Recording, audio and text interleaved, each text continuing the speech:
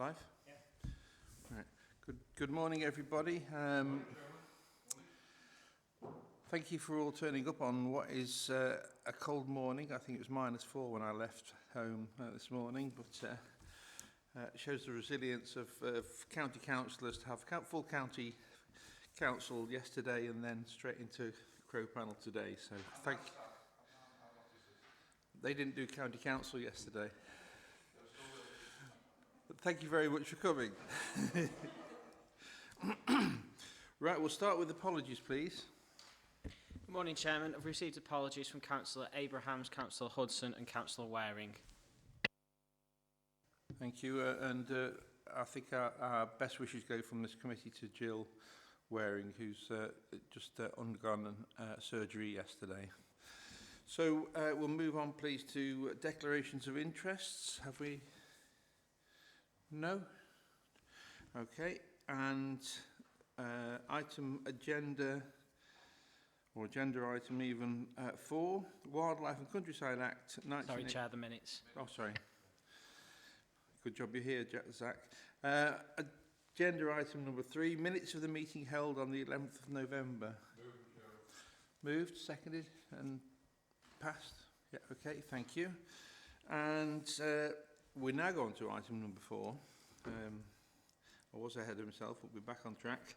Wildlife and Countryside Act 1981, the application to upgrade footpath 76 waterhouses to a restricted byway. And it's Stony Lane to Main Road, the A523. And Steph, I understand that you're taking this one, please. Good morning, Chair members. Thank you. Yes, this is an application for the upgrade of a public footpath between Stony Lane and the A523 at the village of Culton near Waterstones in the Staffordshire Moorlands. The application route is marked A to B at Appendix B of your report and was submitted by Mr. Brian Smith in September 2015. In support of the application, the applicant listed and submitted a copy of the definitive map. He also included a copy of the local government schedule of roads taken over by Staffordshire County Council in 1929, together with accompanying working drawings. He also provided a copy of a 1925 25-inch to the mile ordnance survey map, highlighting the claimed route, and also a schedule to map 2, detailing the balance of probability. This documentation is all contained within Appendix C of the report.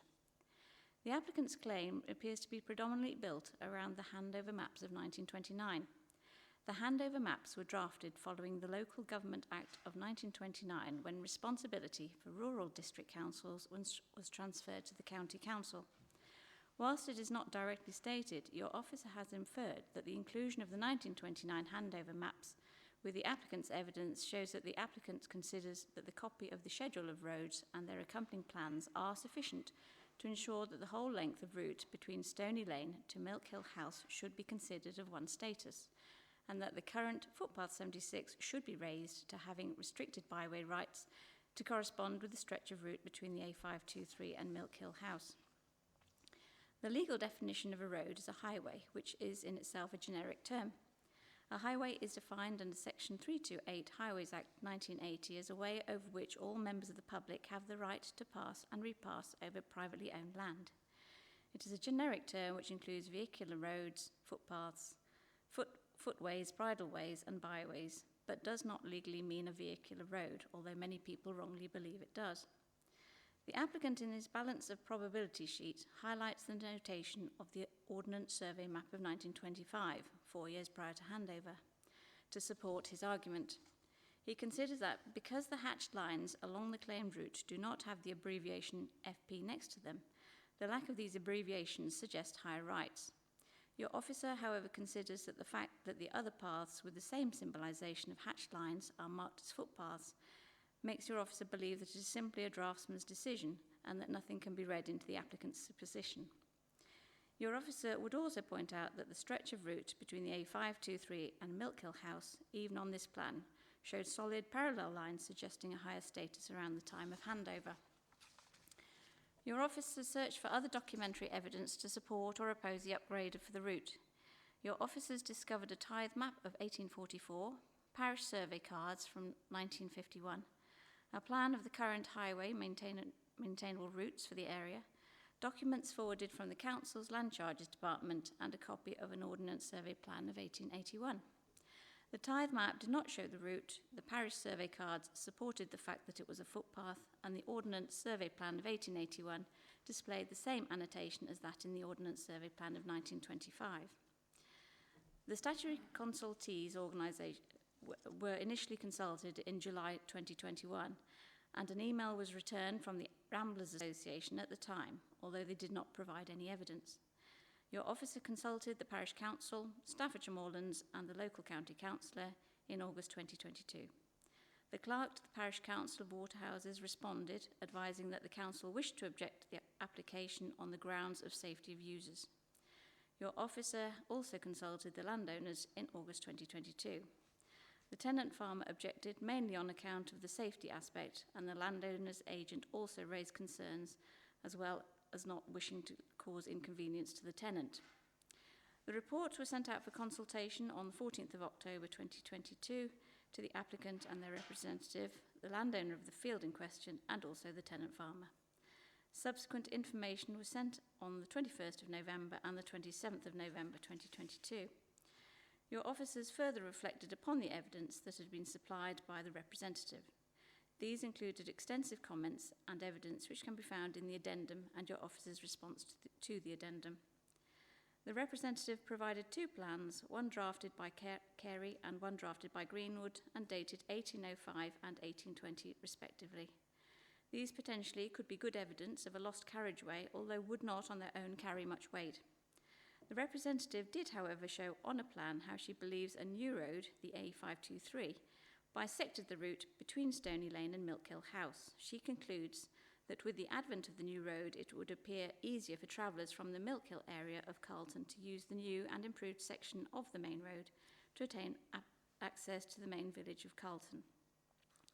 The representative also provided a transcript from Carlton is My Dwelling Place by David Swinscoe. He has written that, I quote, "A little way past the turning up Stony Lane there is a public footpath opposite the lane to Broadhurst Farm. This footpath used to be a continuation of the line via Broadhurst from the old toll road prior to 1824 and took a steeper incline to the bend on Stony Lane." Close quote. No evidence is included on which this statement is based. The representative also provided a copy of the routes to accompany the handover maps of 1929. These, however, have already been discussed at length within the report. Officers asked the Council spatial mapping team to try to superimpose the routes as per the representative's Greenwood and Carey plans onto a current day map, but I was advised that the inadequacies of the surveying at the time meant that it was virtually impossible to do. Whilst the evidence from the representative cannot be dismissed, your officer does not believe that there is sufficient evidence of the required level of authority for your officers to change the current recommendation. With this application, there is only one legal test which must be satisfied before a modification order can be made. The test is whether the evidence on the balance of probabilities shows that a public right-of-way does subsist. On consideration of the evidence, it is your officer's opinion that the application cannot pass the test on the balance of probabilities under Section 53(3)(c)(2) of the Wildlife and Countryside Act 1981. It is with this in mind that your officer's recommendation that the claimed public right-of-way with the status of restricted byway does not subsist. Thank you. I'm happy to take any questions. Thank you, Steph. That was very clear. I'll throw it open to members. Paul? Thank you, Steph, for the report. As you say, it's on balance of probabilities. I don't believe it reaches balance of probabilities. And my reasons really are, as you say, the 25 and the 1925 maps. The 1881 on a survey map, the parish survey cards which talk about a footpath, the history of the area which talks about a footpath as well. So I think all those negate any allegation, or sorry, any evidence put forward by the applicant that it should be raised to the higher standard. And it appears to be a footpath, and there's no evidence to really contradict that. So for those reasons, I'll propose that we go with officer's recommendation, and that's a footpath, that the higher doesn't exist, and we stay with its current designation. Thank you, Councillor. Thank you, Paul. David? Yeah, Chairman, I accept the officer's report and I'm happy to second it, but could I just clarify, by declining this application, does anything survive in the way of any footpath or, I mean, what's there at the moment? What's likely to continue? There is currently a footpath there, and that will continue. This was an application for an upgrade to the restricted byway, and so it was the restricted byway that the applicant was after, and therefore the footpath will remain as is. That's what I had assumed, Chairman, so thank you very much for that. I'm happy to second. Thank you. Just very quickly for me, just clarify, the tenant farmer did say that he was concerned about a main road. That's not a reason to turn down any application. So just to clarify that while it's noted, it's not a contributory factor. We've got a proposer and a seconder. Are we in favour? Okay, thank you, Steph, and your recommendations taken as input. We go forwards. Right, now we've got item number 5. Apologies. Number 5, which is exclusion of the public. I think we've got a matter we do need to discuss. There's no exempts. Okay then. Right, so we'll therefore close the meeting at 10:12. Can I wish everybody a happy Christmas, prosperous New Year, and let's look forward to getting plenty of applications done next year as well. Thank you.